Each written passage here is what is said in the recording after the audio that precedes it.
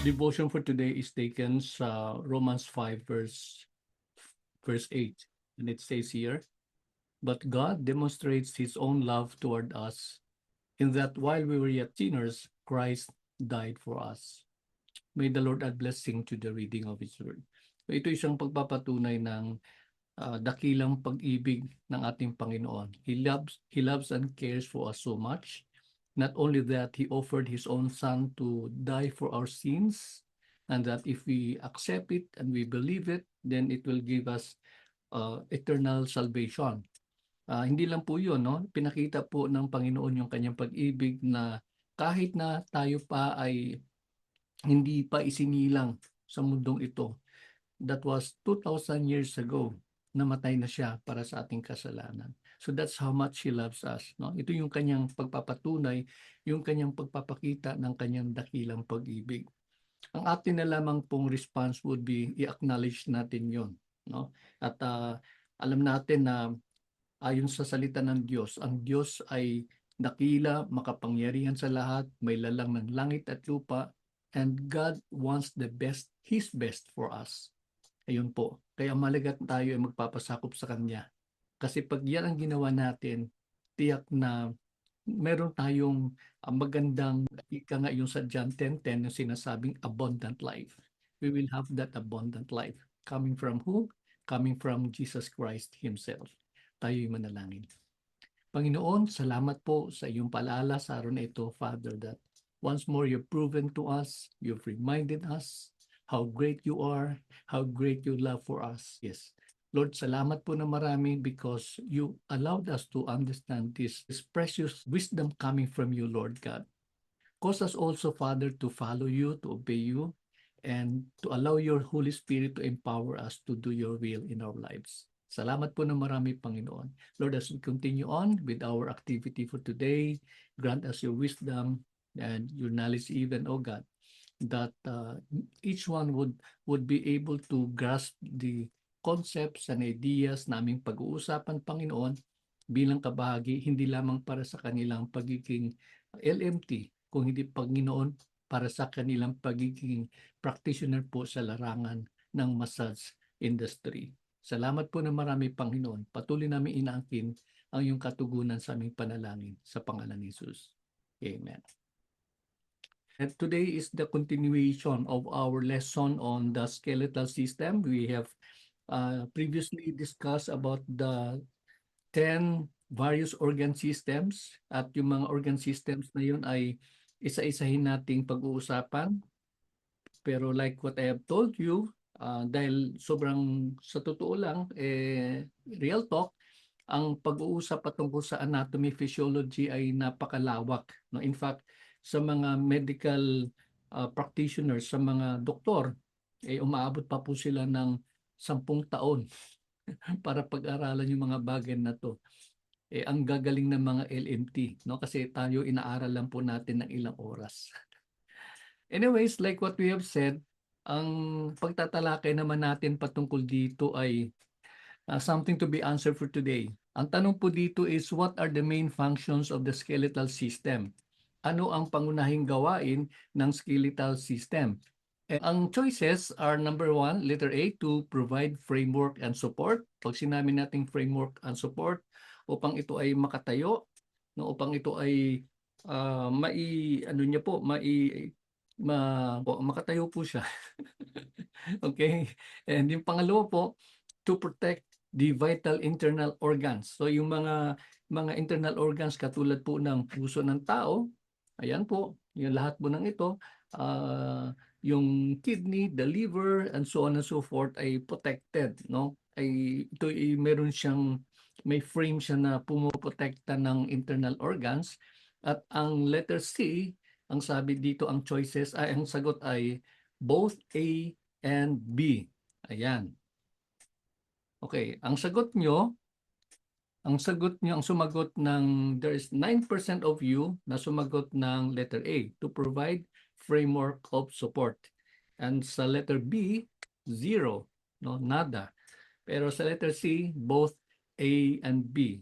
Ibig sabihin, ang purpose, ang function, ang gawain ng ating skeletal system ay para magbigay ng framework and support upang ito'y makakatayo at para maprotektahan ang internal organs, ang mga vital organs ng tao. So the correct answer is letter C, which is both A and B. Ayan, palakpakan po ang ating mga sarili.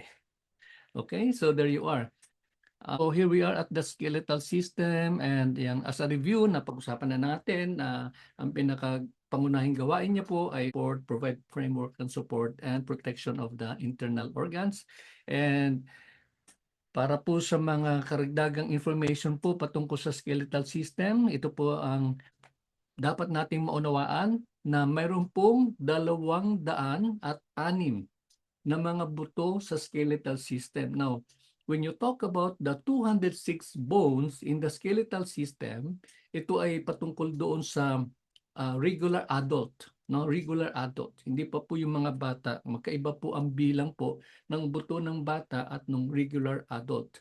And but there are some cases na minsan may mga cases o instances po na may dumadagdag at may nababawasan. But suffice to say, according to studies, that the regular bones of a normal adult is 206 bones. Dito, ang function po ng ating pong skeletal system ay upang magbigay ng framework that supports the body and protects the internal organs. Okay, so yun po yung dapat nating tandaan. And it contains the following. Okay, the cartilage.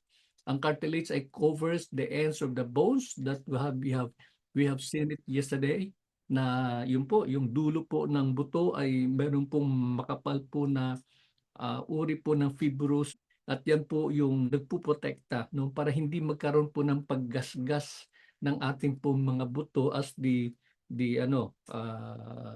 work together. Okay?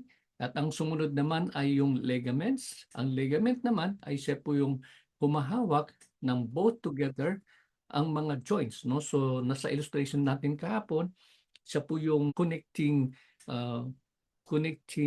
tissue na humahawak po sa dalawa nating mga buto. Okay? So both the cartilage and ligaments are connective tissues.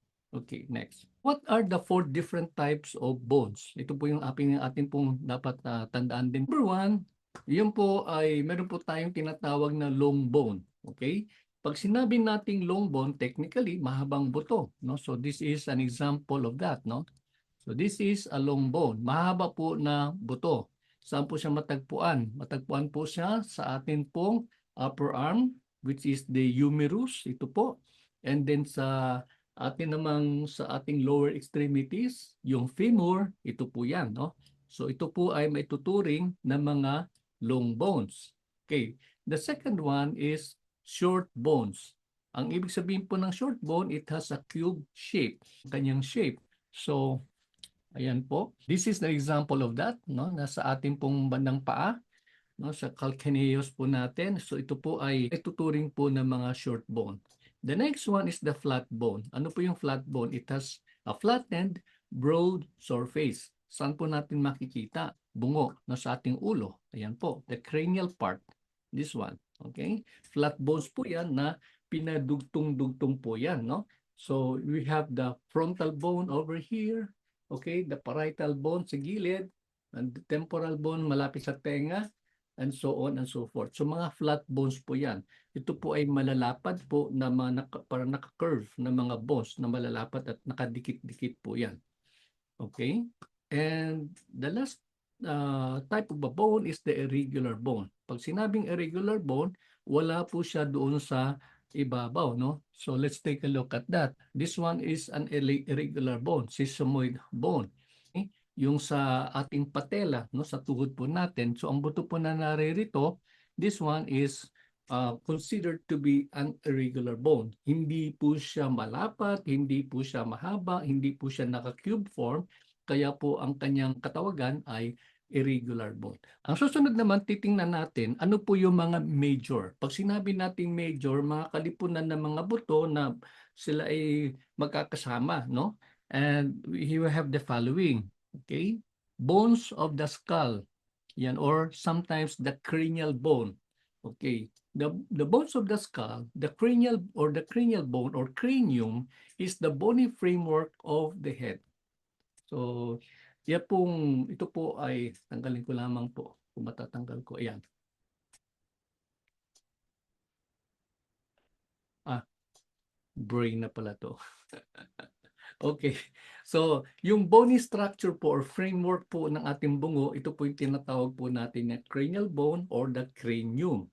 Composed of cranial and facial bones. So, ibig sabihin po noon, yung buto po sa ating pong ulo at yung mga buto na nasa ating mukha, no?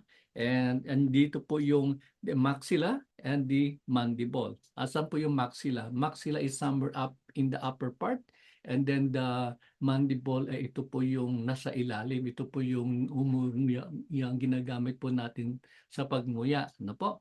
So maxilla, axilla and the mandible bone. Okay? So ito po. So ano po yung purpose po? Ano po yung objective? Ano po yung function ng ating pong skull?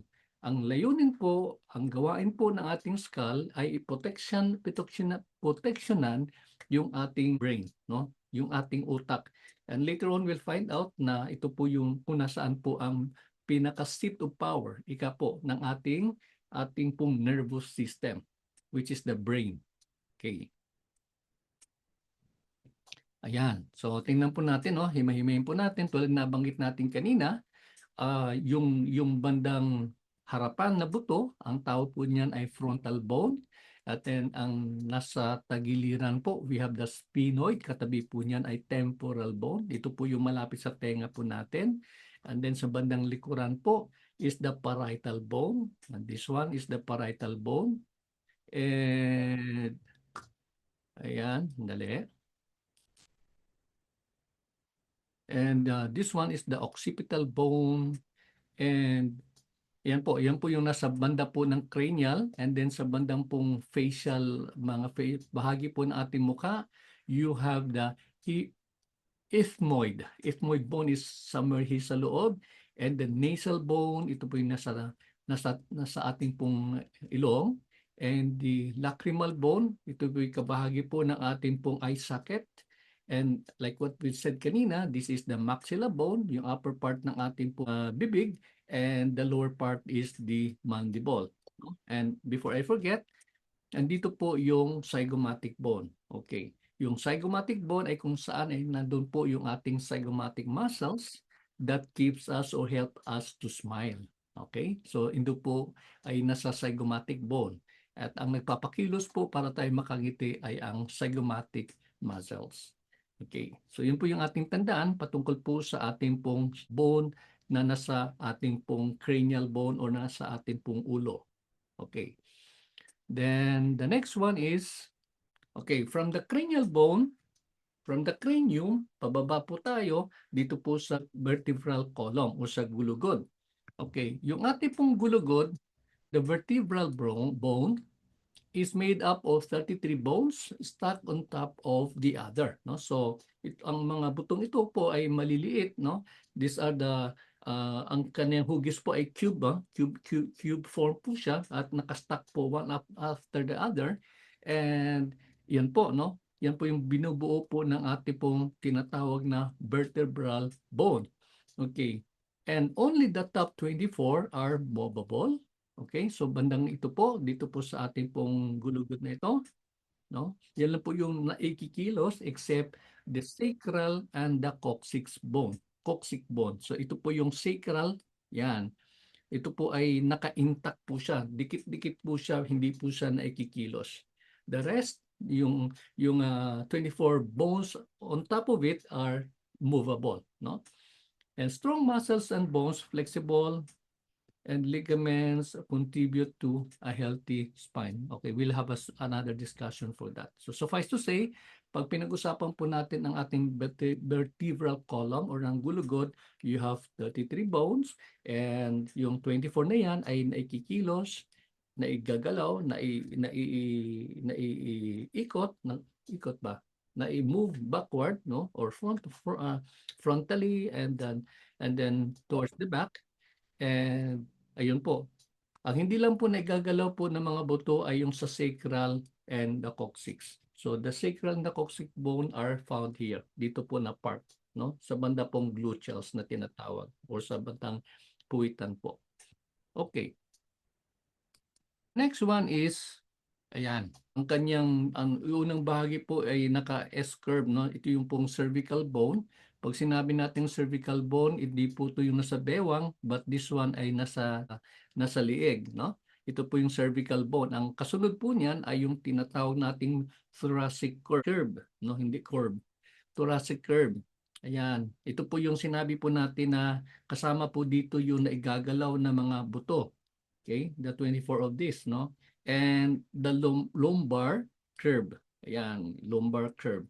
So kung nyo malala, di ba, pagka nagmamasahe po tayo at laging sinasabi po sa atin na kailangan maingat po tayo dito sa bandang ito sapagkat dito po malapit po dito yung kidney area kaya ingat po sa pagmamasahe. And sometimes this is being called as endangerment sites. Pag sinabing endangerment sites, ibig sabihin po nun, mga areas po na kailangan ng extra care, no, sa ating po pagmamanipulate. No, kung hangga't maaari, lalo na dito sa may kalagitnaan po ng ating thoracic curve, no, dito sa spinal column po natin, ito po yung dapat ingatan po natin, no. So maingat po tayo sa ating pagmamasahe. Okay? Curves work like coiled spring to absorb shock, maintain balance, and allow the ROM. Anong ibig sabihin po ng ROM? Ang ROM ay nangangahulugan ng range of motion. Range of motion. Kaya yun po, naigagalaw po siya ng bahagya. Okay. So like what we said, ulit tandaan natin, nasa lumbar curve, ito po yung uri po ng mga buto na nandyan matagpuan po yung coccyx, no? At coccyx bone and kung saan ay hindi po yan naigagalaw, nakadikit po siya. Okay? So the next one here is moving downward. Tuloy pa rin po. Ang kabilangan po pala, by the way, ang kabilangan po ng mga buto na yan sa cervix po natin, not cervix, but cervical bone nasa bandang liig po ay 7, and then sa thoracic po ay 12, the lumbar is 1, and the sacrum and coccyx is 5. Okay? Pero uli, ito lang po ang nagagalaw. Ang cervical bone, ang thoracic bone, ang lumbar bone, at except ang sacrum at ang coccyx. Yan, pag-usapan na natin kanina, the thoracic cage, yan. So what about the thoracic cage? No, so ito himayin po natin. Ano ba ang bumubuo ng ating pong thoracic cage? Or ika nga sa Tagalog, kulungang dibdib. Okay? Kulungang dibdib. Okay. Ang thoracic cage ay binubuo ng 24, 24 ribs, 2 sets of 12 bones. So ito po ang itong bahagi po na ito ay ang ating pong ribs, no? So ito po mga ribs na ito, naka-attach po siya dito po sa ating pong sternum, and this is the sternum. Or sometimes ang tawag po dito ay breastplate, no? So ito po yung mga buto na yan. And this one, the bones over here and the bone dito sa gitna, which is the sternum, ang kumukonekta po niyan ay ang tawag po diyan ay cartilage, no? So again, pumapasok po yung cartilage, no? So ayan po, siya pong kumukonekta ng mga buto dito po sa ating rib cage and connected dito po sa ating sternum or dito po sa ating tinatawag na breastplate. Okay. Ayan po. Nasusundan po natin. Ayan. Okay. So the next one here is, ano pong tawag po nun? Ang tawag po ng buto na hindi nakatigit sa sternum ay ito pong tinatawag na floating ribs. Ayan. So ito po yung mga buto na to na nandito. Nasaan ba yan? Hindi ko makita. Ito nandito ng mga buto sa likuran. Yan, banda ito. I think 3 po yan, nakagano po yan. These are what we call as the floating ribs. Bakit po sinasabi pong floating ribs? Kasi po hindi siya nakadikit dito po sa sternum, no? Na kung saan ay sa pamamagitan po ng cartilage, yan po na iuugnay po siya, no? Mula dito sa mga rib cage and the one that is here sa middle. Okay? So yun po ang dahilan. Kaya yun po, pagka tinanong po kayo, ano ba yung buto na hindi po nakadikit sa sternum, hindi po nakadikit sa breastplate, yan pong sasabihin po natin, ito po ay ang mga floating ribs or floating bones. Okay, ayan, no, napag-usapan na natin kanina, yung sternum, ito po yung sternum at sa Tagalog, ang katawagan ay gitnang buto sa dibdib. So this is found in the midline of the anterior chest. So pag sinabi natin muli anterior, something the one that is found in the front. And ito po ay naka-extend mula sa lalamunan hanggang sa upper abdominal area, no? Actually, nasa diaphragm area po yan, no? Ito po ang ating pong sternum. Ang isang katawagan po ng sternum ay breastplate. Pag-usapan na natin yung head, the neck, and then we have also talk about the bones dito po sa ating torso, dito po sa ating rib cage. Tingnan naman po natin sa mga extremities. Yung ating pong bahagi po ng ating pong balikat, no? The pectoral girdle. Ang tawag po sa Tagalog ay bigkis na pectoral. Pectoral girdle is also referred as the shoulder girdle.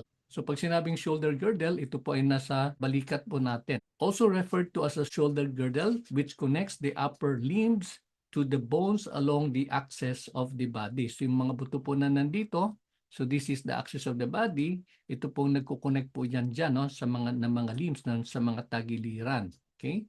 So the pectoral girdle consists of three bones, clavicle or the collarbone. Where's the collarbone? So this one, okay? Yung pectoral girdle ay nasa bandang likuran. So bandang harapan po na anterior side, ito po yung tinatawag po natin na clavicle or the collarbone. Okay, the scapula or the shoulder blade and the humerus. The scapula po, itong malapad po na sa bandang likuran. Okay, ang tawag sa Tagalog po means palikpik. You have the shoulder blade, and dito po banda, and the humerus. Ito po yung long bone na yan. Okay, this is the longest bone in the upper extremities. The bones that attaches the upper limb to the axial skeleton form the pectoral girdle. So ito po ang kabuuan po niyan, ang tinatawag po natin na pectoral girdle. Next one is yan, okay, ang balagat o the clavicle, nabanggit na natin kanina.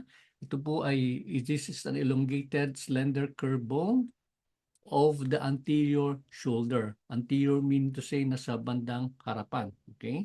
Also known as the collarbone. Extends laterally from the top of the sternum to the scapula. Ulitin po natin, pectoral girdle, kasama po ng pectoral girdle, ito po yung ating clavicle. Yung clavicle po is an elongated bone na nandito po sa ating pong, ang tawag po sa Tagalog ay balagat. No? Balagat, the clavicle or the collarbone. And the next one is shoulder blade or scapula.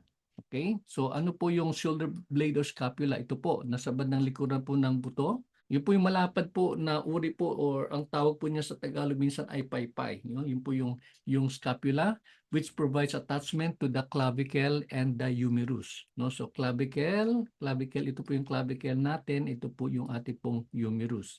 So kumukonekta po siya. This is the blade portion that extends downward over the dorsal surface of the rib cage. Okay. Ayan po. The next one is, tingnan po natin. Okay, the humerus. Kanina, nabanggit natin, this is the longest bone in the upper arm. Okay? And one of the longest bone in the body. Okay, so mahaba po yan. Yung ating nasa upper arm po natin, this is the humerus.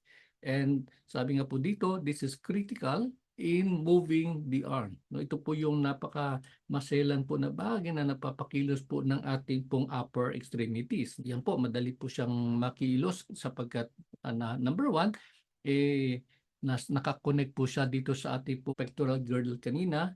And yan po, no, na kung saan ay naigagalaw po natin na maayos po yung ating kamay. So this is the humerus. And one thing you have to remember with humerus, this is the longest bone in the upper extremities and critical in moving the arm. Okay. What else?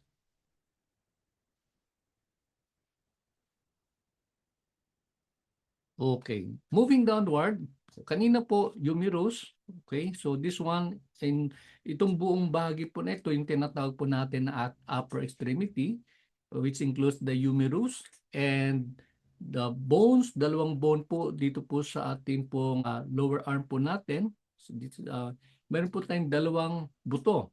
We have the ulna and the radius. Okay. Now, paano mo masasabi kung alin po yung ulna at nasaan po yung radius? Okay. Madali lang po, no? The one that goes here dito po sa ating pong hinlalaki, ito po ang tinatawag po natin na radius, no? And then yung maliit po dito, this is the slender part ng ating buto, the one that you can see here in the illustration. This is the ulna. Ang radial bone ay medyo makapal ng konti kumpara doon sa ating ulna. Okay? So sa matagpuan ng radius bone natin, radial bone, ito po ay malapit po sa ating pong hinlalaki. So there you are. Very interesting, right? Yeah.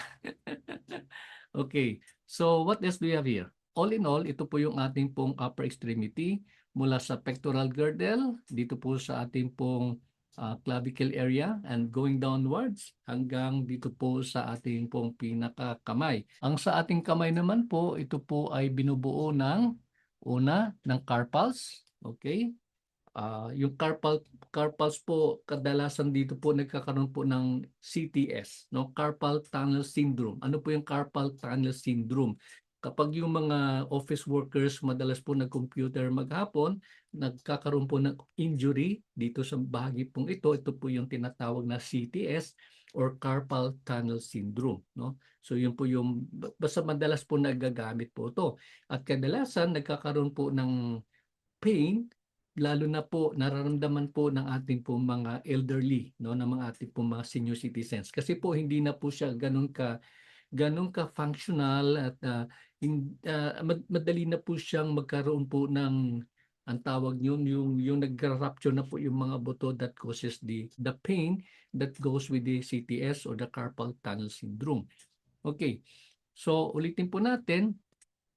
Ang ating pong buto sa ating kamay ay binubuo po ng carpals. You have 7 bones dito po sa carpal area. And sa kabilang side po, may 7 din po. That makes it 14. And then ang kasunod po ng ating pong carpals is yung tinatawag na metacarpals. Pag sinabi natin metacarpals, kadikit po ng carpals. And then ang dulo po, yung pinakadaliri po natin, ito na po yung tinatawag na phalanges. These are the phalanges. So ito yung bandang kamay, ito yung mga daliri po. Ayan. Ayan po. Okay, ulitin natin. Okay. Ang bahagi po ng ating kamay, kanina napag-usapan na po natin yung humerus, the longest bone, and then we have the radius, yung dalawang buto po natin, and the carpals, which is this one here. And then ito po'y binubuo ng 7 mga cube form na mga buto. And ang kasunod po nun ay metacarpals. We have 5 metacarpals and then ang dulo po niyan, the phalanges, we have 14. So all in all, ito po ay 28. Po yung ating pong tandaan pagdating po sa ating pong kamay. Okay, so we're done with the upper extremities. Ngayon, tutungo na po tayo sa pelvic girdle. Ito po yung tinatawag na big kiss sa bandang puwitan. Okay, the pelvic girdle or the bony pelvis is a bony ring formed by the left and the right hip bones and sacrum. Ito po ang ating pong tinatawag na pelvic girdle. Okay? Ito po yung bahagi po na ating puwitan at minsan po ang tawag po dyan ay ito po yung kung saan ay nagkakaroon po nung yung bahay bata no, sa mga kababaihan. Pag nanganak, yan po, dito po banda nakalocate po yan no, sa pelvic girdle. Surrounds the pelvic cavity with sockets where the upper leg bones which is the femur, are being attached. Dito po banda naka-attach po yung ating pong femur. Longest bone in the lower extremities or in fact, the longest bone sa buong katawan po ng tao. Okay? So ano po yung function po niya? To connect the vertebral column to the lower limbs. What is the vertebral column? The one that we have illustrated kanina, yung ating pong banda po dito, yung gulugod and then the lower extremities. So yan po dito po natin makikita. And this one is being connected. Kinoconnect niya po yung ating pong mga buto na nasa bandang vertebral column sa upper part, and then the lower part, which is the lower extremity. Okay. What else? Didiretso na po tayo sa panghuli po na bahagi po ng struktura ng katawan o ng buto ng tao. And right now, here we are. This is what we call as the lower extremity.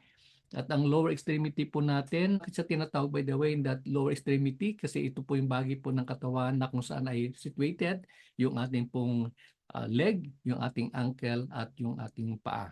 What is the function of the lower extremity? Its function plays a vital role in the locomotion. What do you mean by locomotion? Locomotion is movement, no? Yung pagkilos po ng buong katawan, movement. Yan, movement. Yeah. Yan. Pag narinig niyo yung salitang locomotion, it means movement, pagkilos. Okay? Kaya tayo ay nakakatakbo, no? Nakakatayo at nakakalakad. Ayan. So ito po ay gawain po ng ating pong lower extremity. Ano po yung kanyang iba't ibang bahagi po ng ating lower extremity? Kanina po nakita po natin, ito po yon. The lower extremity is being composed of the femur. Again, as we have said over and over kanina, this is the longest bone. Humerus is the longest bone in the upper extremity. Moving downward, ito po yung patella. Patella is a form of, like what we've said kanina, isa pong irregular bone. Pa naman po, dalawang buto po yung ating pong lower leg. Ano po yung dalawang buto sa ating pong lower leg? You have the tibia and the fibula. Paano natin malalaman alin ba sa dalawa ang tibia, alin ba sa dalawa ang fibula? Okay, simple lang po. Pag sinabi nating taba, narinig ko yan sa isang teacher, sabi niya, pag mataba, yan yung tibia. Okay, mataba. Yan, yung makapal, yan po yung tibia. Yung fayat, yan, sabi ng teacher, yung fayat, yan po yung fibula.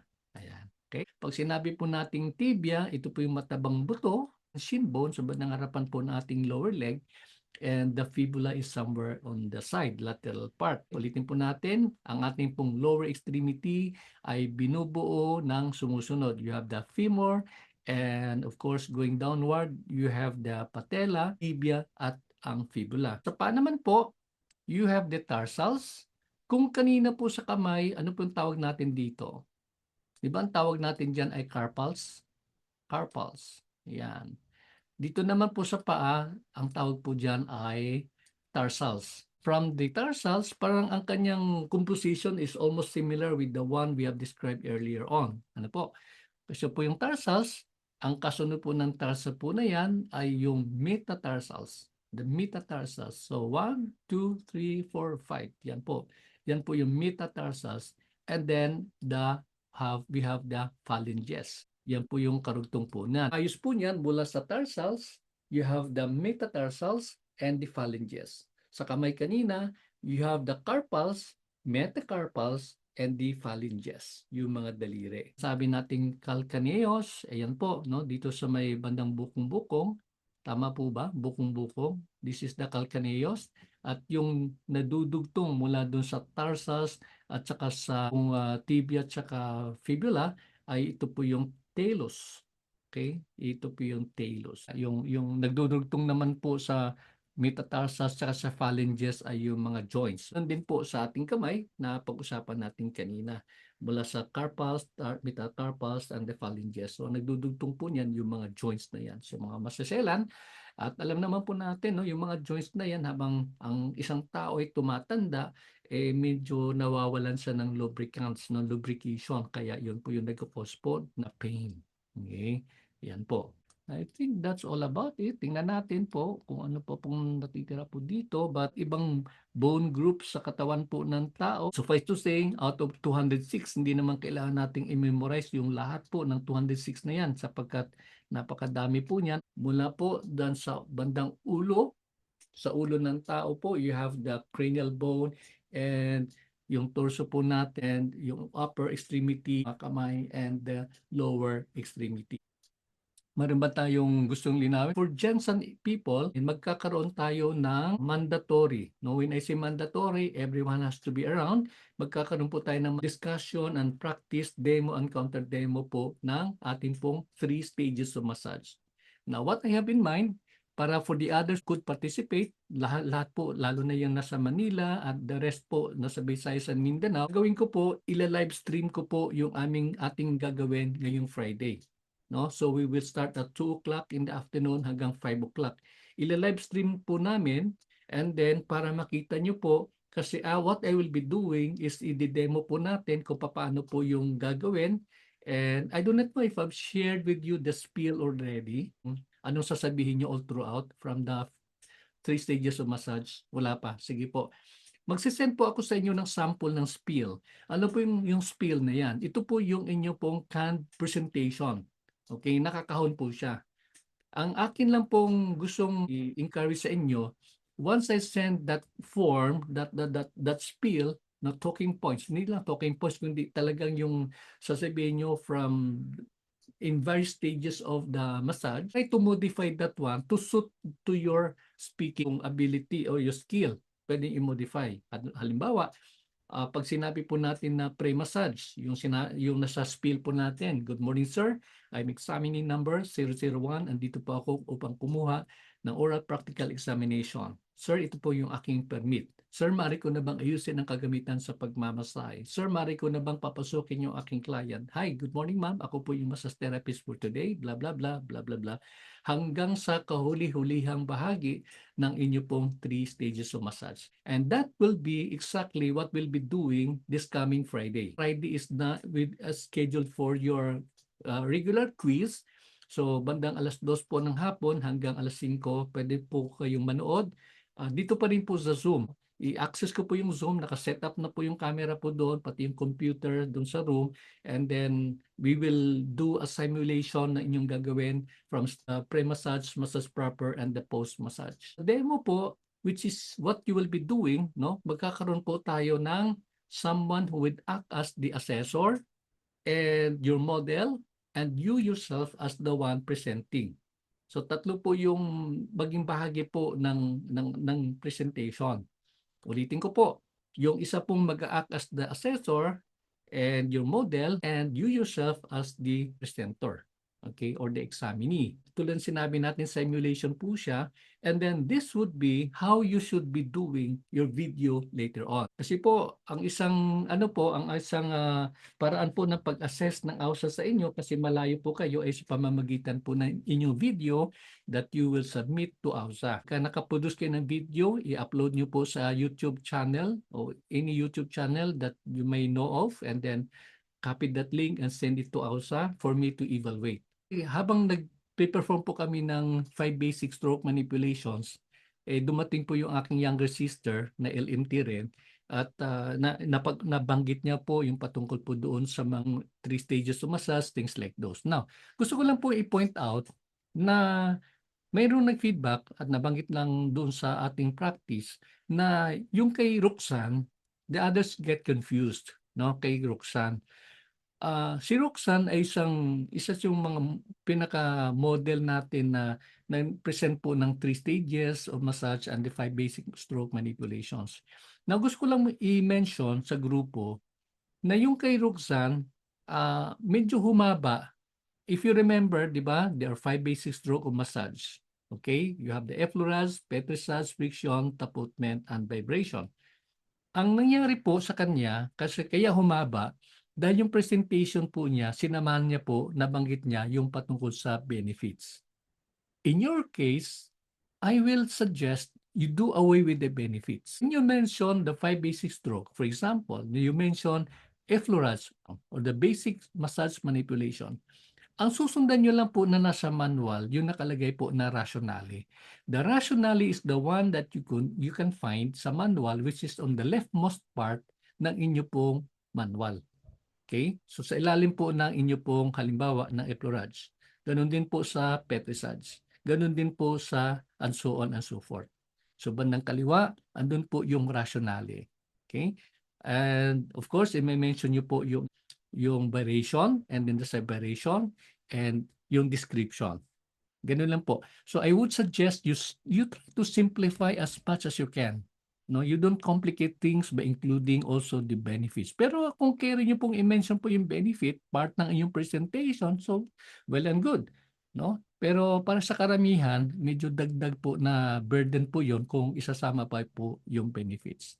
So I hope that's very clear enough. Okay? So ganun po. So I encourage you to join us this coming Friday. Ilalay po namin yung activity natin sa Gensan and then para lang makita nyo po. Pero what I would like you to see is how things are being done from the pre-massage, massage proper to the post-massage. This is very, very important lalo na po sa inyo na hindi pa po masyado na-immerse no, kung ano po yung flow ng ating pong 3 stages of massage. At tulad ng sinasabi po natin, from the written examination to the practical examination, more on the application po ang approach ng DOH sa kanila exams. No? So kailangan yung we would learn how to analyze, we would learn to understand why things are done, things like those. No? Ibig sabihin nun, more on application, more on application. Pero just the same, please, please, please memorize nyo po yung 5 basic massage manipulations. Kasi po, the main bulk ng scoring system ng DOH sa inyong pong oral practical examination, mga 70% ng inyong pong oral practical examination ay manggagaling po sa massage proper or sa 5 basic stroke manipulation. Okay? So are we good? Okay na po tayo? Okay, so I hope you join us this coming Friday. Yung Zoom link po natin, same link pa rin yung gagamitin at manood po kayo.